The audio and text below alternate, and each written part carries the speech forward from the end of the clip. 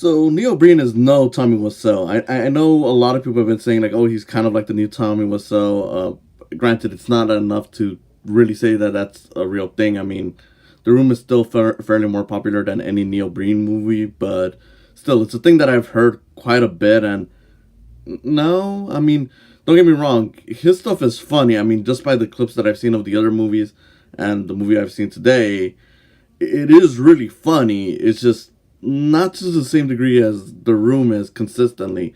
Like, to be clear, the movie that I saw today was Neil Breen's first BreensterPiece, Double Down, and it's funny for a bit, but at an hour and a half, it certainly drags. I mean, not that The Room, is always funny at every single scene, but it is at least more consistently interesting because with Double Down, I was constantly checking the time clock uh, after like the first 20 or 30 minutes to make sure how long of it that I have left. And while I did always find something new to be funny with the movie, it never was to the same degree as something like The Room or other so bad they're good type of movies.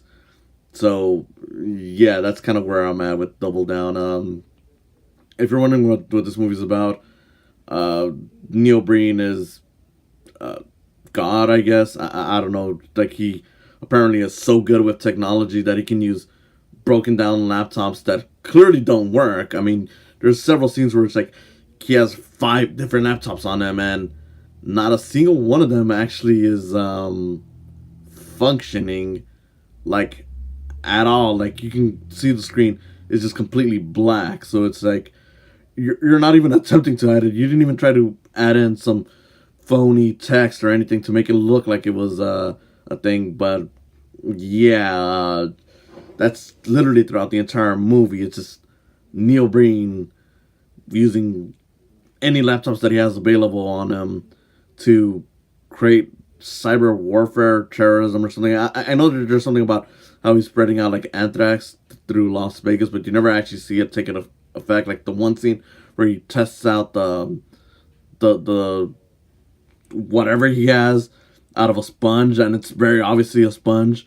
Um, you see, like some fish apparently die, but it's clear that they just put some dead fish on there, and you see like some smoke coming out of the mountain, but you never actually see it take effect on the people. So it's kind of like, what is happening here? I mean, you couldn't hire any extras. I mean, I guess I guess you couldn't. I mean, it is a an independently funded feature because you can see Neil Breen wrote, directed, and produced this thing. And no, I mean it's just self-serving bullshit. Like you thought Tommy Wiseau was making himself look like some very important guy, and to be fair, he is very self-serving in The Room. Neil Breen is beyond that in this movie. I mean, I'm sure he's like that with all of the movies, just going by the clips that I've seen of like Faithful Findings and whatnot.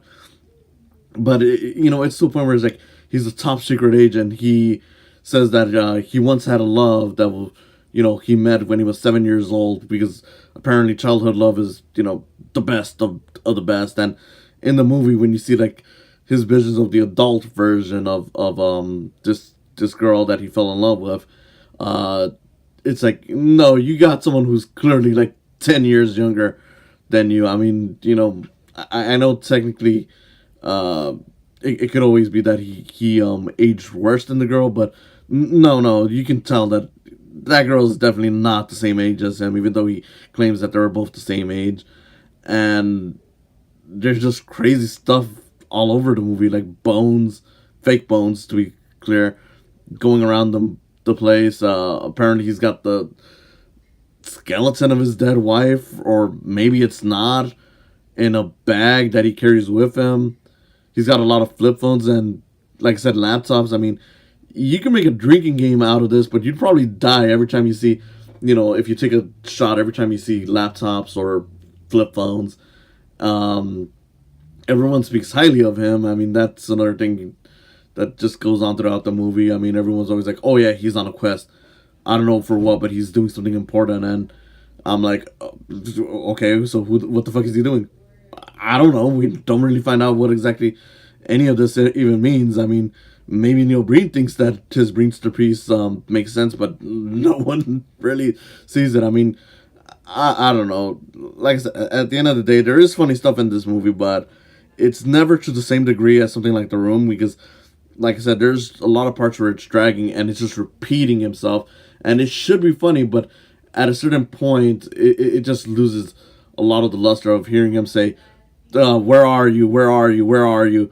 over and over again, and it's weird how he says it, but it's always funny, and but it just can't stay that way. It just can't, and the movie just continues going on and on and on with this kind of stuff. I'm just like, I don't know what to really say about this that would say how I properly feel about it. Like I could definitely recommend it in terms of a bad movie night, especially with friends. It'll definitely be funny, if not even funnier, because you won't have to slow down on the parts that drag. You could probably riff on it with your friends, but at the same time that it needs that, I feel kind of hurts it, because there's been other movies like I said, The Room or The Book of Henry, where it's bad, but even without an extra person in the room, you can laugh your ass off consistently without ever feeling like it's dragging with those movies. That's really where I'm at with this one. I mean, I'm not going to do the rest of them this year. I'm planning to do one Breensterpiece a year for January of Sucks, so maybe it gets better as it goes along. Maybe I see more of what people say. I mean, like I said, with Fateful Findings, I just found it so funny with a lot of the clips that I've seen, and granted, to do it double down, I did see quite a few of the clips before, like the whole bit with him saying that he's an American, or the whole bit with him reacting to his wife getting shot, which is still one of the funniest sounds that I've ever heard. I can't really describe it, but just look it up when Neil Breen's wife gets killed in this movie. It's just one of the funniest things that I've heard ever. It's like that annoying sound from Dumb and Dumber, but cut even shorter, which makes it even funnier for some reason. But yeah, that's kind of where I'm at.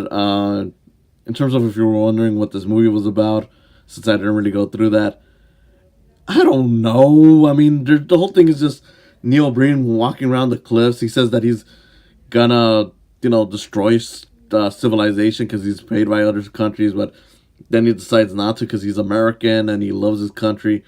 His country.